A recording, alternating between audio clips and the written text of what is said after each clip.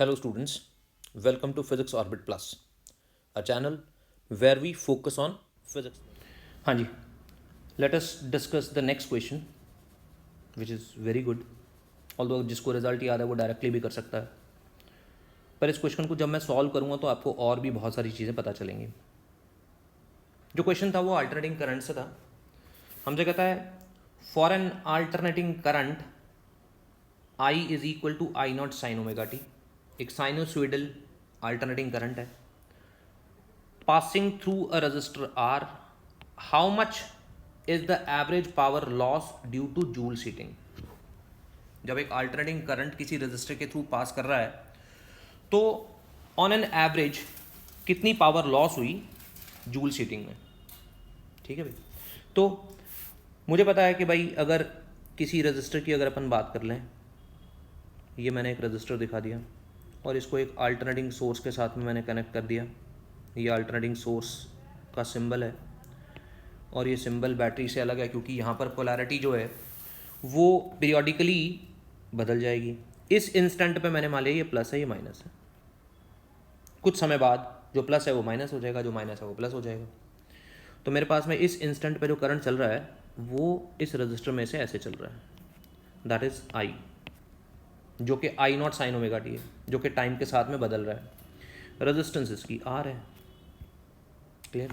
तो मैं अगर इस केस में इंस्टेंटेनियस पावर की बात करूं, हम राइटिंग इंस्टेंटेनियस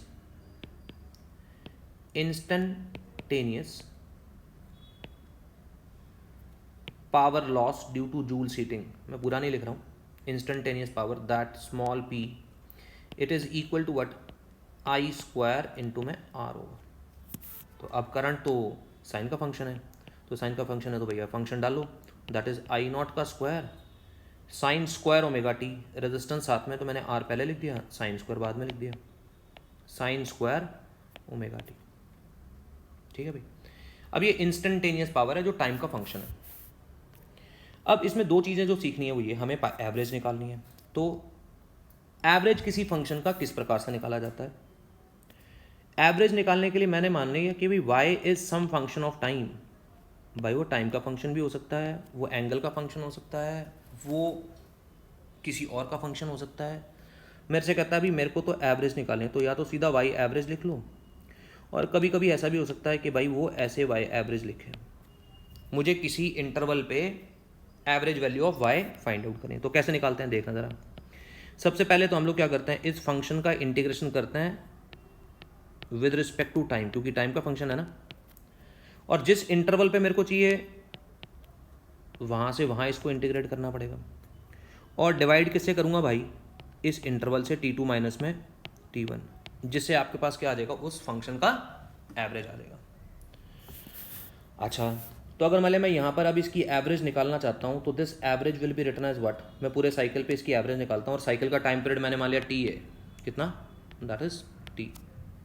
तो मैं इसको इंटीग्रेट करूँगा तो जो कांस्टेंट फैक्टर्स हैं वो बाहर आ जाएंगे, जिनको इंटीग्रेशन के बारे में पता है. आई नॉट स्क्वायर आर, ये तो कांस्टेंट है, बाहर ही आ गया. अब इंटीग्रेशन करना है किसका मेरे को, साइन स्क्वायर ओमेगा टी का.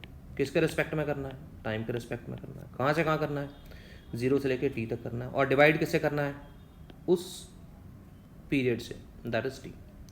तो मैं इसको अगर लिखूँ तो this will be written as what, I not square R divided by T and integration of sine square omega t with respect to time 0 से लेके टी तक. अब जिन्होंने इंटीग्रेशन किया हुआ है उनको ये पता होगा कि भाई ऐसे साइन स्क्वायर का इंटीग्रेशन नहीं हो सकता. तो सबसे पहले मुझे क्या करना पड़ेगा, मुझे इसको किसी एक फिजिबल चीज़ में कन्वर्ट करना पड़ेगा.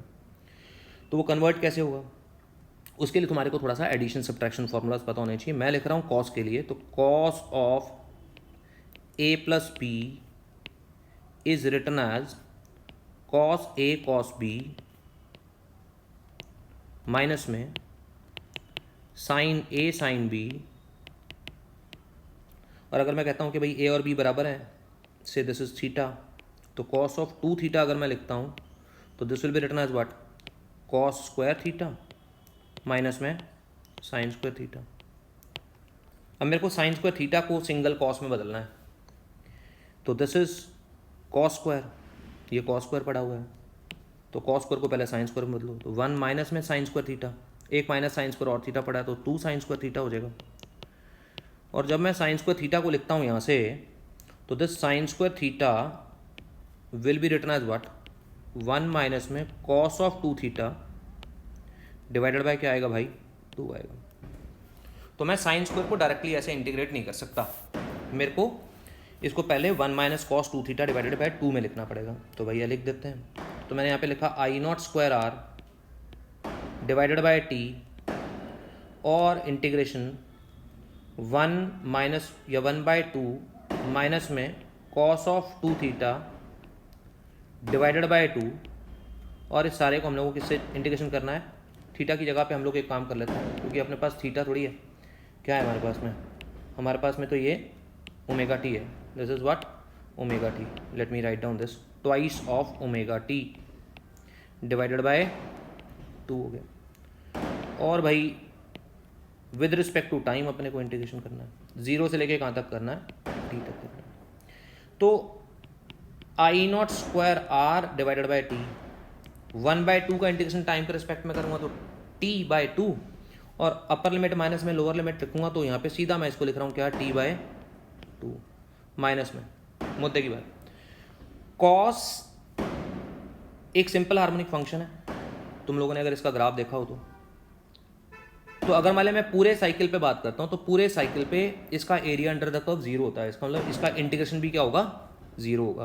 तो मैं इस कॉस ऑफ 2 ओमेगा टी का अगर मैं इंटीग्रेशन करता हूँ पूरे साइकिल पे तो दिस विल बी व्हाट, 0, ठीक है। तो यहाँ पे मेरे पास में जो एवरेज पावर आएगी, हमारे पास आंसर आ गया भाई, तो एवरेज पावर क्या आएगी, I not square R divided by 2। I hope आपको इस पूरी थ्योरी को देख के थोड़ा सा चीज़ें समझ में आई होंगी, क्लियर।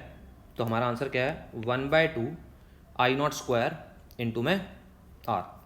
इसको मैं ऐसे भी लिख सकता था, आई कुड हैव रिटन, मैं डायरेक्टली लिख रहा हूँ, it could have been written E not into में आई नॉट डिवाइडेड बाय 2, समझ लो, और this is written as what, E not by √2 into में आई नॉट बाय √2। इस टाइप का क्वेश्चन भी पूछा जा सकता है, और ये ई नॉट बाय √2 तो ERMS होता है, तो दिस में भी written as what, ERMS into में IRMS।